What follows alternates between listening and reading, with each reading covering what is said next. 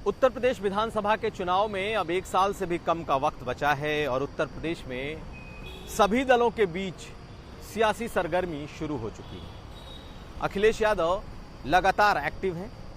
BJP के भीतर की गहमा गहमी आप देख रहे हैं, लेकिन आखिर मायावती क्या कर रही हैं?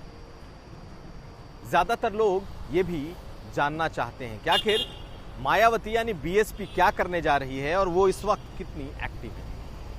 हमारी जानकारी के मुताबिक मायावती लगातार अपने पार्टी के भीतर मीटिंग कर रही है।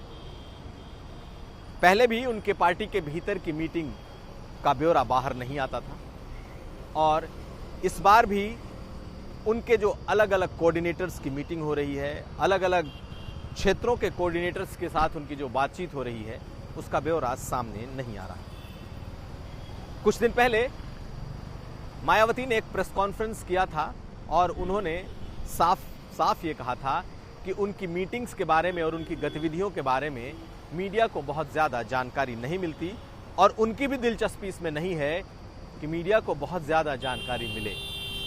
लेकिन सबकी दिलचस्पी इस बात में ज़रूर है कि आखिर 2022 में मायावती क्या करेंगी। क्या अकेले चुनाव में जाएंगी? क्या कोई गठबंधन बनाएंगी? और अगर गठबंधन बनाएंगी तो उनके साथ कौन लोग होंगे? मायावती ने अपने लास्ट प्रेस कॉन्फ्रेंस में यह बात साफ साफ कह दिया कि उनका किसी दल के साथ कोई गठबंधन नहीं होगा। तो क्या यह मान लिया जाए कि मायावती अकेले पूरे राज्य में लड़ेंगी? शायद नहीं, क्योंकि कई और दल ऐसे हैं जो चाहते हैं कि उनका मायावती से गठबंधन हो जाए। और अब हमारी जानकारी के मुताबिक कांग्रेस जैसा बड़ा दल भी कहीं ना कहीं ये चाहता है कि वो मायावती के साथ आए, लेकिन इस बात की पुष्टि कोई नहीं करेगा। तब तक कोई नहीं करेगा जब तक बातें दोनों दलों के बीच बन न जाएं।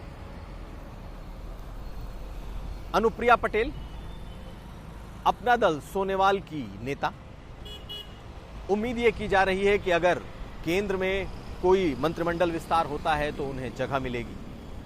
उत्तर प्रदेश में कोई अगर मंत्रिमंडल विस्तार होता है तो उनके पति और पूर्व अध्यक्ष अपना दल सोनेवाल के आशीष सिंह को जगह मिल जाएगी।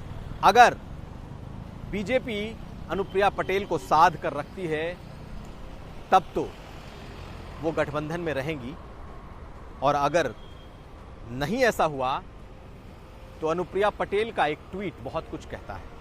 2 दिन पहले रणदीप हुड्डा के मामले में अनुप्रिया पटेल ने मायावती के लिए एक ट्वीट भी किया है। हालांकि उस ट्वीट का मजमून ये है, वो महिलाओं के प्रति अगर किसी तरह की कोई टिप्पणी की गई है तो उस पर उन्होंने अपनी बेबाक राय रखी और योगी आदित्यनाथ से कार्रवाई की मांग की। लेकिन पिछले कई सालों में ये पहला ऐसा ट्वीट है जब अनुप्रिया पटेल ने ये ट्वीट मायावती के लिए किया है। और आपको बता दें कि सोनेलाल पटेल, जो कि बसपा के बड़े नेता थे, हालांकि बाद में बसपा से अलग होकर उन्होंने अपनी पार्टी बनाई थी, निश्चित तौर पर आज भी जो वोट बैंक है, चाहे वो अपना दल का हो या फिर बसपा का हो, दोनों का वोट बैंक कहीं ना कहीं एक है, मिलता है।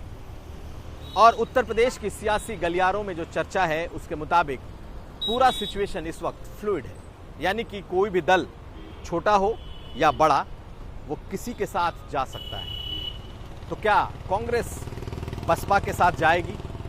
समाजवादी पार्टी ने तो लगभग इसको खारिज कर दिया कि कांग्रेस पार्टी के साथ किसी तरह का कोई गठबंधन होगा। लेकिन कांग्रेस पार्टी और बसपा के बीच जिस तरह के गठबंधन राजस्थान में हुए, मध्य प्रदेश में हुए, अगर 2022 में उत्तर प्रदेश में भी हो जाएं तो उसमें चौंकने की बात नहीं होनी चाहिए। लेकिन ये सब कुछ अभी शुरुआती दौर में है। कोई नेता, ना ही दोनों में से कोई दल इसकी पुष्टि करेगा। लेकिन एक बात साफ है कि इस वक्त राजनीतिक दल रीअलाइनमेंट की तरफ बढ़ रहे हैं। बीजेपी को कैसे रोका जाए, बीजेपी के अलाइज को कहां से अपने पाले में किया जाए, ये तमाम बातें चल रही हैं। यहां तक कि अनुप्रिया पटेल की पार्टी को साधने में समाजवादी पार्टी भी जुटी है, लेकिन अब इस बात पर सब कुछ निर्भर करता है कि आने वाले वक्त में बीजेपी कितनी मजबूत रह पाती है और बीजेपी कितनी मजबूती से अपने सहयोगियों को रख पाती है। एक बात साफ है कि अब गठबंधन का दौर विपक्ष के खेमे में भी बहुत तेजी से शुरू हो रहा है और जुबान पर भले ही हो कि अकेले लड़ेंगे, लेकिन गठबंधन की बात भीतर ही भीतर सभी दलों में चल रही है।